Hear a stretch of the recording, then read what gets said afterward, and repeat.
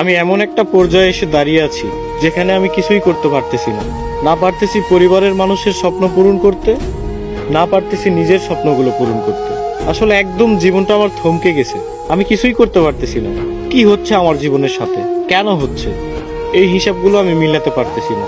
বিশ্বাস করেন ভাই, প্রচুর পরিমাণে ডিপ্রেশন কাজ করতেছে ভিতরে। আমি অনেক ডিপ্রেশনের মধ্যে আছি। আমার জীবনের সাথে কেন এগুলো হচ্ছে আমি নিজেও জানি না। তবে একটা জিনিস কি, কোনো কিছুর হিসাব আমি মিলাতে পারতেছি না। একটা সময় ডিপ্রেশন কি জিনিস জানতাম না, এখন জানতেছি। তবে একটা কথা মাথায় রাখবেন, ডিপ্রেশন বিভিন্ন ধরনের হয়। শুধুমাত্র প্রেম বিচ্ছেদের কারণেই যে মানুষ ডিপ্রেশনে ভোগে, বিষয়টা এমন না। সবচেয়ে ভয়ানক ডিপ্রেশন হচ্ছে ফ্যামিলি প্রবলেম। হ্যাঁ, এগুলো আপনারা বুঝবেন না। যারা মধ্যবিত্ত পরিবারের, একমাত্র তারাই বুঝবে। ডিপ্রেশন অনেক কঠিন একটা জিনিস। এখান থেকে সহজে কেউ বের হতে পারে না, কেউ ডিপ্রেশন কাটিয়ে উঠতে পারে না। তবে আলহামদুলিল্লাহ, ধৈর্য ধরে আছি, ভালো কোনো একদিন আসবে।